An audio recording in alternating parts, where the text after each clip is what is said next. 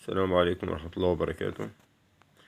حقيقة قد يظن البعض أنني شخص متساهل أو مستسلم أو قليل الحيلة أو غير قادر على الاحتفاظ بأبنائي أو منعهم من التسلل إلى غيري أيا من كان، ولكن هذه ليست الحقيقة أبدا.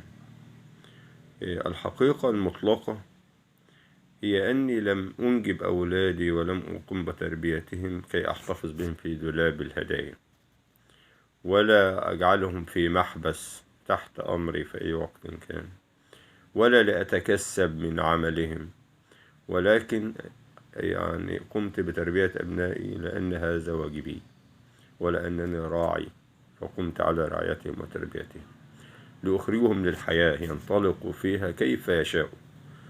وعلمتهم من صغرهم أن لهم مطلق الحرية، لم أجبرهم يوما على اتباع فكر معين ولا ثقافة معينة ولا توجه معين، ولم أتحكم لا في مشاعرهم ولا مصائرهم ولا تفكيرهم ولا شيء.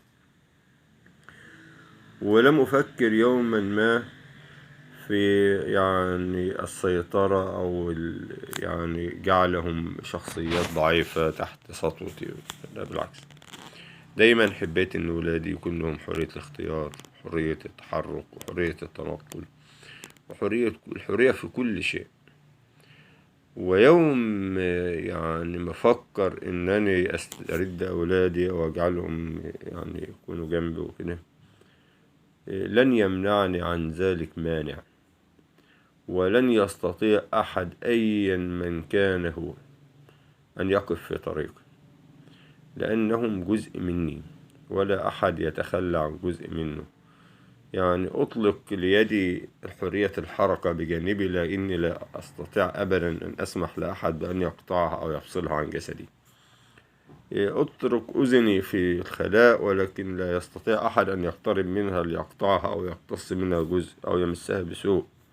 كذلك أبنائي، أترك لهم حرية الذهاب كيفما شاءوا والاختيار كما يريدوا، ولكن لحظة أن أجد أي إنسان كائن من كان مهما كانت قوته وسطوته وسلطانه يقترب منهم ويحرمني منهم، ساعتها فقط يرى ما لم يخطر بباله يوم أن ولد إلى أن يموت أن يراه.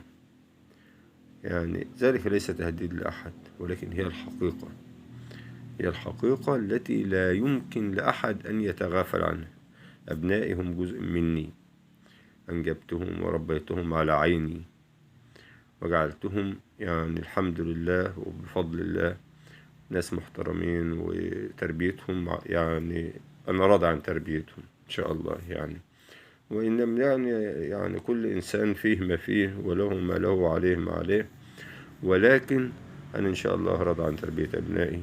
تربيتهم تربية أنا واثق إن كل الناس بتشكر فيها وبتراهم ناس محترمين، ووصلتهم لسن يقدروا يعتمدوا فيها على نفسهم، ولن أتخلى عنهم يوما من الأيام، ولن يستطيع أحد أن يفصلهم عني يوما من الأيام إلا الموت. لن يفصلني عن أبنائي إلا الموت. وأي شخص يفكر في غير ذلك فهو واهم، وهو إنسان مريض ومختل عقليا، لا يعلم ما معنى أبناء وما معنى أب وما معنى رابطة الدم. هذه أشياء لا يعلمها إلا الله سبحانه وتعالى وأصحابها. السلام عليكم ورحمة الله وبركاته.